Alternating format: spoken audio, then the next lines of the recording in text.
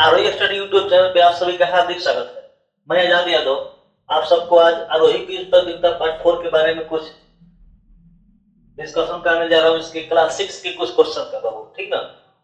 जैसा कि हम सभी स्क्रीन पे आपको दिख रहा है कि टॉप 3 जो बच्चे आएंगे इसमें उन सबको पुरस्कार का अच्छे से व्यवस्था किया गया है।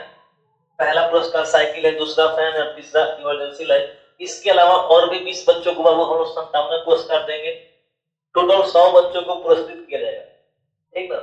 पहले वाले पार्ट में जो प्रश्न है, इस बार थोड़ा सा बहुत चेंजिंग हम सबके मतलब की व्यवस्था में कि जो मतलब क्वेश्चन हमारे द्वारा वीडियो के रूप में डाले जाएंगे हमारे चैनल पे, आरोही स्टडी यूट्यूब चैनल पे, उसी मतलब की वीडियो से जो प्रश्न आपके क्लास के बनेंगे वही आपसे पूछे जाएंगे, ठीक। तो आप लोग चैनल पे बने रहें और वीडियो को बराबर देखें, ठीक ना। वर्गानुसार देखिए, आरोही स्टडी यूट्यूब चैनल पर डाले गए वीडियो वर्गानुसार एवं विषय के अनुसार विधि ऑब्जेक्टिव से ही परीक्षा में सही प्रश्न रहेंगे। एक भी प्रश्न बाहर से नहीं रहेगा, अतः आप तैयारी हमारे चैनल से ही करें, ठीक।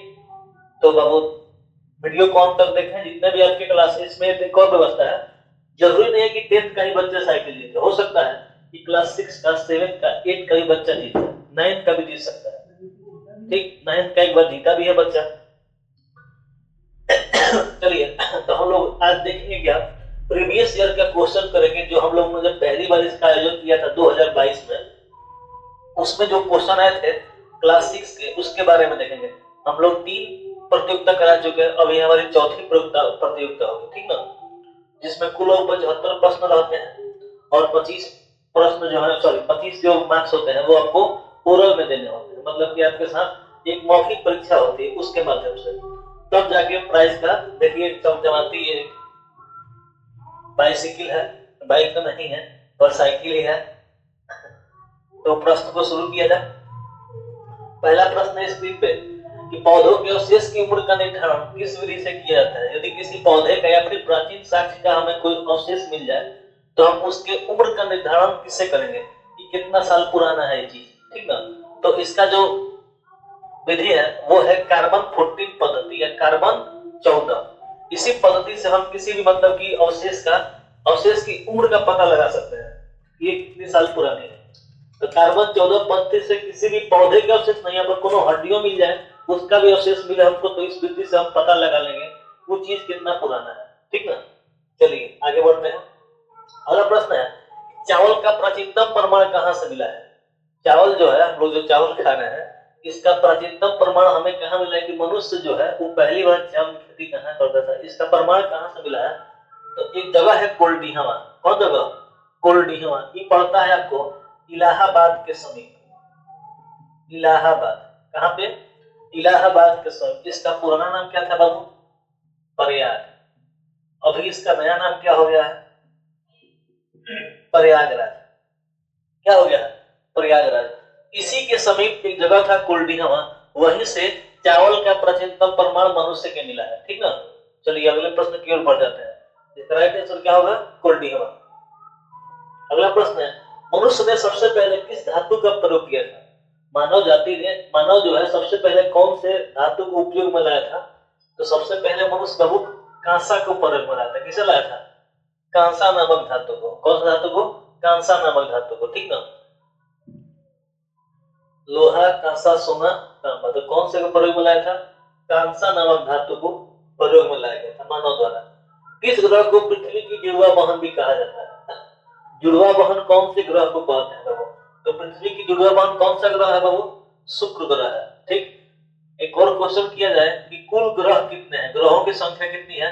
तो टोटल ग्रह कितने हैं? 8 है।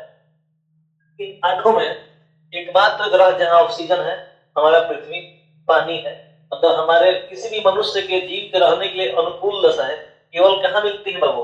तो पृथ्वी पर ही मिलती है। कहां मिलती है? पृथ्वी पर। पृथ्वी पर पानी है, इसलिए इसे हम लोग नीला ग्रह, बहुत बड़े मात्रा में पानी है, 3 हिस्से में क्या है? पानी है, सॉरी नीला क्षेत्र बोल रहा है, नीला ग्रह। नीला ग्रह किसे बोलते हैं? पृथ्वी को। मंगल की बात की जाए तो मंगल को क्या बोलते हैं? लाल ग्रह। मंगल को क्या बोला जाता है? लाल ग्रह। चाहिए पूछा जाए कौन से ग्रह के चारों ओर वलय छल्ले पाए जाते हैं। तो शनि ग्रह के चारों ओर वलय पाए जाते हैं। ठीक ना। पृथ्वी की जुड़वा बहन कौन है? शुक्र है। अच्छा, यही ग्रह से पूछता है कि सबसे बड़ा ग्रह पूछ दे, सबसे बड़ा ग्रह कौन है? तो बृहस्पति ग्रह है। कौन ग्रह है? बृहस्पति ग्रह है। और सबसे छोटा पूछ दे, सबसे छोटा ग्रह कौन है? बुध है। कौन सा ग्रह है? बुध है। सबसे छोटा भी है और सूर्य से सबसे करीब भी है। सूर्य से सबसे नजदीक, सूर्य से सबसे नजदीक, सबसे नजदीक कौन सा ग्रह है? सूर्य के सबसे नजदीक कौन सा ग्रह है? तो बुध ग्रह है। ठीक, तो इतने ग्रह से प्रश्न याद रखिएगा। चलिए अगले प्रश्न की ओर बढ़ते हैं। सूर्य के सतह का तापमान कितना होता है? सूर्य के सतह का माने बाहरी सतह का तापमान पूछा है। सूर्य के सतह का तापमान होता है 6000 डिग्री सेल्सियस। बाप रे बाप, तनी मुन्ने में आदमी धुआं बन जाएगा, समझिए। ठीक ना, बहुत ज्यादा है वो ये टेम्परेचर, मतलब मिली सेकंड लगेगा, पूरा शरीर हड्डी तक गल जाएगा, पता नहीं चलेगा। कितना तापमान है सूर्य के सतह का? कितना है? 6000 डिग्री सेल्सियस। अभी आंतरिक नहीं है, बाहरी सतह है, इसका तापमान है 6000 डिग्री सेल्सियस। और इसके बाहरी सतह को हम कोरोना बोलते हैं। क्या बोलते हैं? कोरोना। अगला क्वेश्चन, ग्रहों की कुल संख्या है। ग्रहों की कुल संख्या कितनी है? 8 है। कितनी है? 8 है। कौन कौन से हैं? प्लूटो को ग्रह की श्रेणी से हटा दिया गया, ठीक ना। ग्रह की श्रेणी से कौन सा ग्रह हट गया? प्लूटो। पहले था 9, अब कितना है? 8। बुध, शुक्र, पृथ्वी, मंगल, बृहस्पति, शनि और उर्वरु, ये 8 ग्रह है। ठीक ना, याद रखिएगा 8 ये ग्रह। सबसे छोटा बुध, सबसे बड़ा बृहस्पति, एकमात्र ग्रह जहां पे लोग रहे पृथ्वी, लाल ग्रह मंगल, पृथ्वी का एकमात्र उपग्रह। अच्छा, वैसे तो हर ग्रह के कुछ न कुछ उपग्रह हैं ही। सबसे अधिक ग्रह है बृहस्पति, सबसे अधिक उपग्रह है बृहस्पति के, उसके बाद शनि के। पृथ्वी का एक ही उपग्रह है और वो है कौन? चंद्रमा।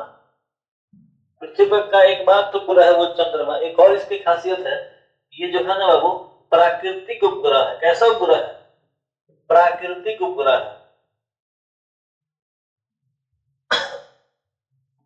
अगला, चांद पर पहुंचने वाले प्रथम व्यक्ति कौन थे? चांद माने चंद्रमा पर सबसे पहले कौन से व्यक्ति पहुंचे थे?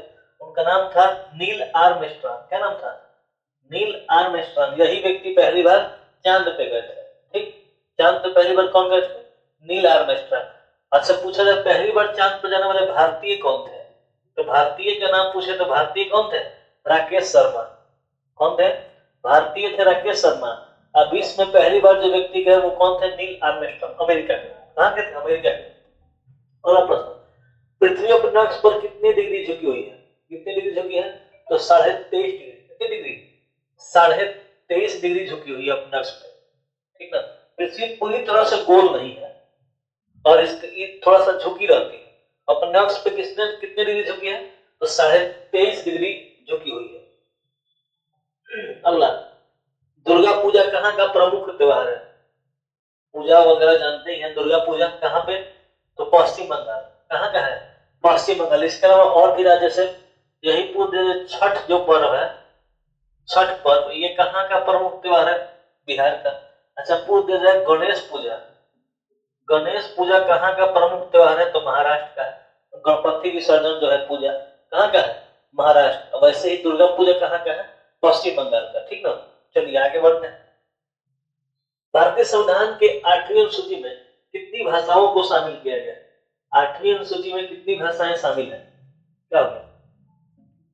8वीं अनुसूची में कितनी भाषाएं हैं बाबू?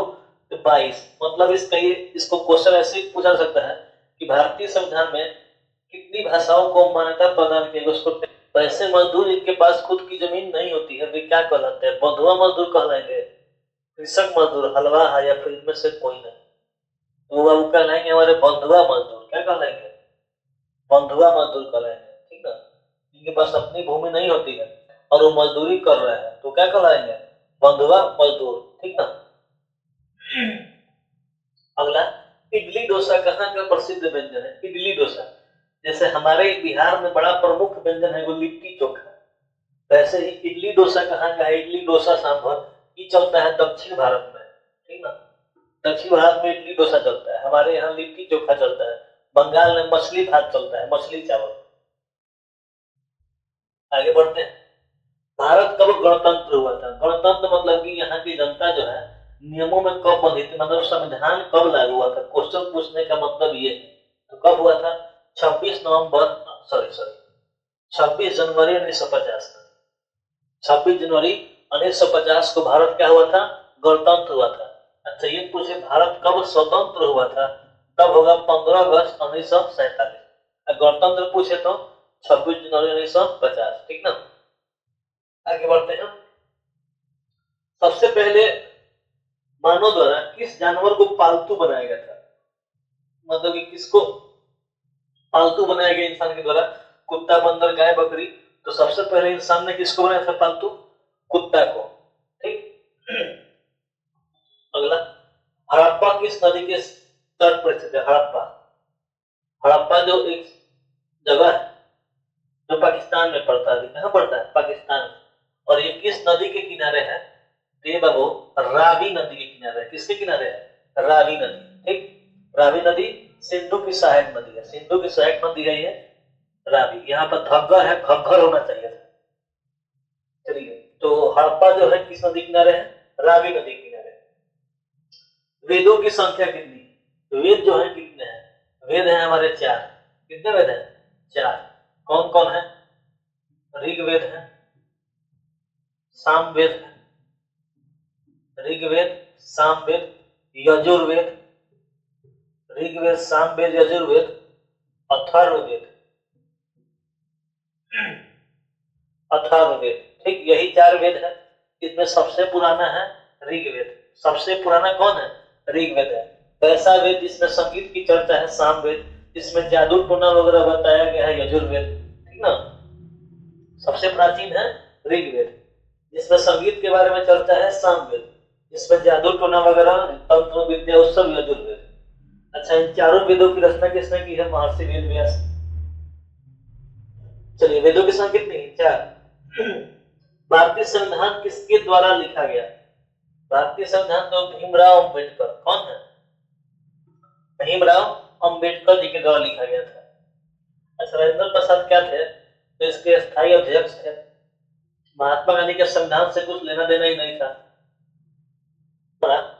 दूध की प्राप्ति के लिए पशुओं का पालन करना क्या कहलाएगा? यदि हम दूध के लिए किसी पशु को पाल रहे हैं या फिर शहद के लिए किसी पशु को पाल रहे हैं तो क्या कहलाएगा? पशुपालन कहलाएगा। क्या कहलाएगा? पशुपालन। क्या कहलाएगा? पशुपालन, ठीक। इतिहास को कितने भागों में बांटा गया? इतिहास जो है कितने भागों में? इतिहास हमारे कितने भाग बटा है? 3 भाग में। कितने भाग बटा है? 3 भाग में। एक है प्राचीन इतिहास, एक है मध्यकालीन इतिहास, और एक है आधुनिक इतिहास। इन्हीं 3 भागों में बटा है इतिहास, प्राचीन, मध्य और आधुनिक। 3 तरह से बांटा गया इसको, ठीक। तो ये हमारे 20 प्रश्न थे जो पूछे गए थे। आगे 20 प्रश्न ये हमारे हैं जो, इसमें कुछ हिंदी के भी प्रश्न है, उसको भी देख लिया जाए। 5 प्रश्न हिंदी के पूछे गए थे पहले वाली प्रतियोगिता में। 5 प्रश्न के क्या आंसर होंगे और क्या वो कौन से प्रश्न थे उसके बारे में। तो इसका जितना भी प्रश्न था ना, सबका सब व्याकरण पोर्शन से रहता है। हो सकता है कि कोई इतने ऐसे बच्चे हैं कि वहां पे अलग प्रकाशक का बुक चलता है, इसलिए हम लोग ना ग्रामर तो सब जगह की होगा, इसलिए इसमें हम लोग ग्रामर के ही प्रश्न डालते हैं प्रतियोगिता में। तो देखिए, पहला प्रश्न है, आकाश का पर्यायवाची शब्द। पर्यायवाची तो समझ ही रहे हैं, समानार्थी शब्द, समान अर्थ देते। तो प्रकाश का पर्यायवाची कौन होगा? अंबर। आकाश का पर्यायवाची अंबर होगा। इसके अलावा आसमान भी होगा। क्या हो जाएगा? आसमान। अच्छा, सोम का पूछ तो सोम का चंद्र भी होता है। पावक मतलब आग होता है, ठीक। अंबुज पानी का होता है पर्यायवाची शब्द, जल, पानी, नीर सब। तो इसका आंसर क्या होगा? अंबर। चलिए आगे बढ़ते हैं। निम्न में से सर्वनाम शब्द चुने। जो संज्ञा के बदले प्रयुक्त होता है उसे क्या बोलते हैं? सर्वनाम। तो इसमें राम जो है ना, राम, ये सब संज्ञा है। गाय भी संज्ञा है। बहुत थोड़ा इसका जो कुछ है कि विशेषता में आता है, विशेषण में, विशेषता में, विशेषण में आता है, सॉरी। और ये जो आप दिख रहा है हमको, यही वाला क्या है? सर्वनाम है। आप जो दिख रहा है वो क्या है? सर्वनाम। सर्वनाम है। आप, मैं, हम, तुम, हम लोग, वे लोग, ठीक ना, वह, यह, ये सब क्या होता है, ये सब का सब सर्वनाम रहता है। और समय किसे बोलते हैं, किसी व्यक्ति, जाति, स्थान के खास नाम को। जैसे राम जो है किसी व्यक्ति का नाम है, गाय जो है किसी जानवर का नाम है, तो इस दोनों क्या हो जाएगा, संज्ञा हो जाएगा। जैसे बोल रहे राम जा रहा है, वह दिल्ली जाएगा, तो वह यहाँ राम के लिए आया और वह क्या है, सर्वनाम है। वैसे ही आप भी आ सकता है, तो आप क्या होगा, सर्वनाम होगा। क्रय का विलोम शब्द, विलोम माने उल्टा, क्रय, क्रय का विलोम शब्द क्या होगा, विक्रय। क्रय का विलोम शब्द विक्रय। क्रय माने खरीदना, विक्रय माने बेचना। क्रय माने खरीदना, विक्रय माने बेचना। आगे अगला प्रश्न है, कान देना मुहावरे का अर्थ क्या होगा। एगो मुहावरा पक्का रहेगा। कान देना मुहावरे का अर्थ होता है ध्यान देना।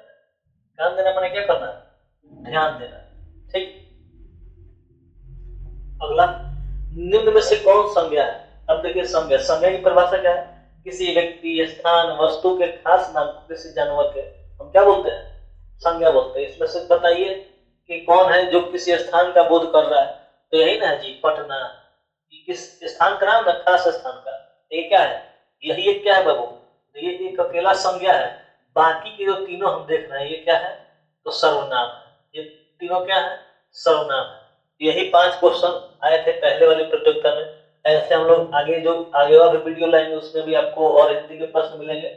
और जितने भी प्रश्न हैं ग्रामर से, क्या क्या रहेगा ये भी जान लीजिए।